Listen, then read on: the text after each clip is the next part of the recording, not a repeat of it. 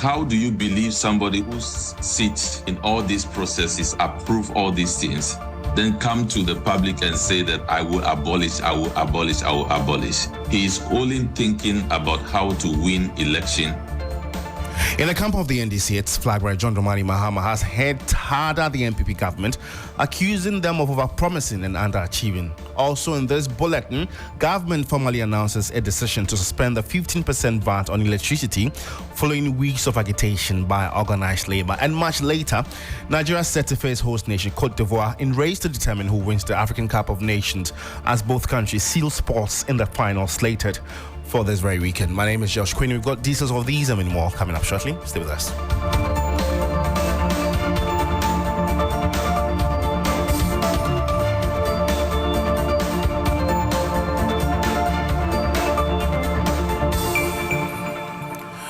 Thanks for your time and other news in details. A mixture of tax abolishments and new policies to position Ghana for development.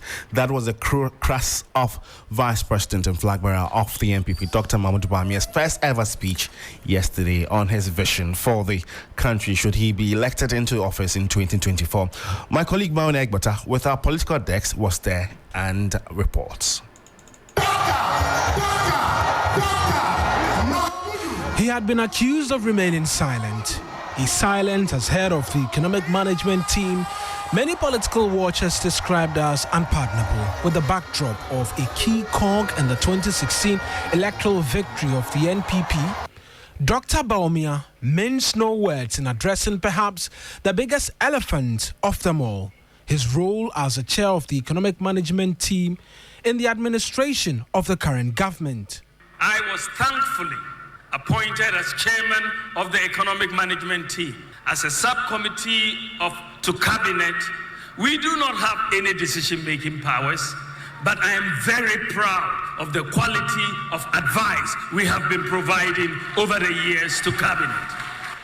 Having touted the party's achievement and explaining reasons behind the current difficulties, he sought to espouse his own ideas, critical among them the abolishment of key tax handles.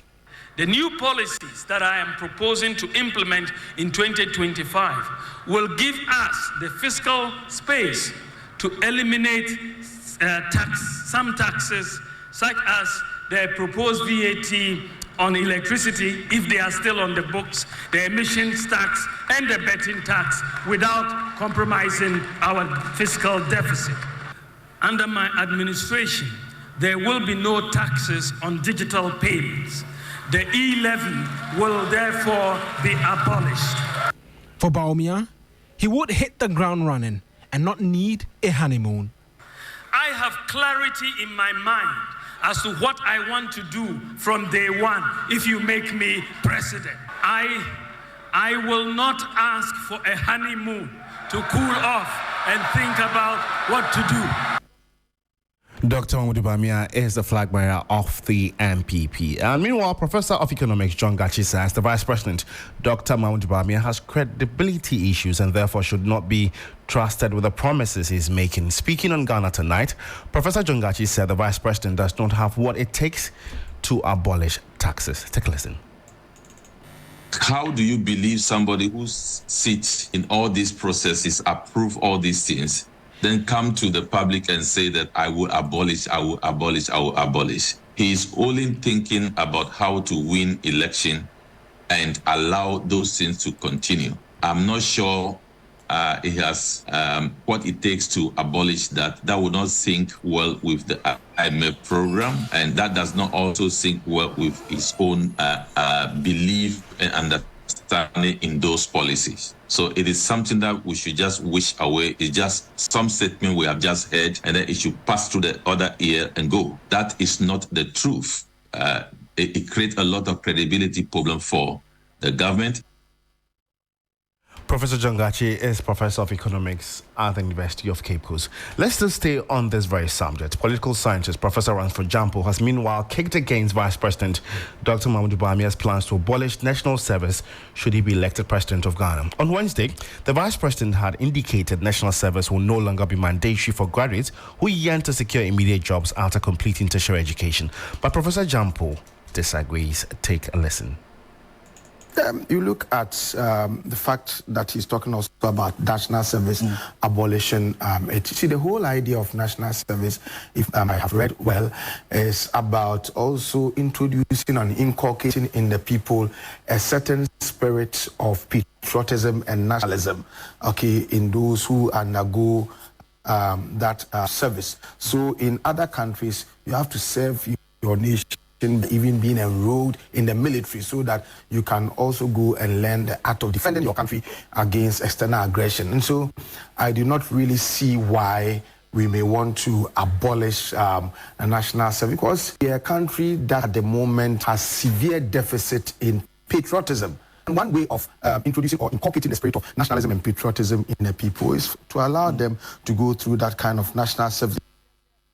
Professor Ransford Jampo is a political scientist.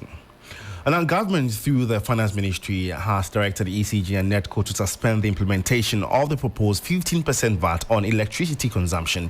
The Ministry of Finance, in a statement dated February 7, 2024, has asked the two entities, that's ECG and NEDCO, to suspend the tax measure while government continues to hold further engagement with stakeholders.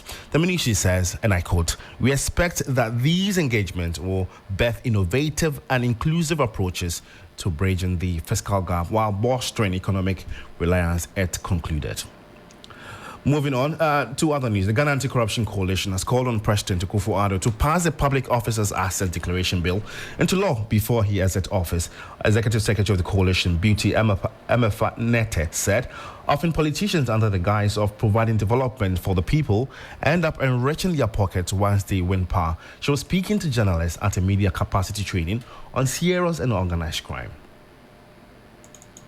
Because our asset declaration laws are weak, we are not able to understand or appreciate how they come into office, and we are not able to even verify the asset declaration they put in. So that is why we are advocating that the Nana-Addo government, before its term elapsed the coming election, it should be able to pass the Conduct of Public Officers Bill that will help us to verify asset declaration, and it will help us to put a check on people just coming into public office to amass wealth and enrich themselves.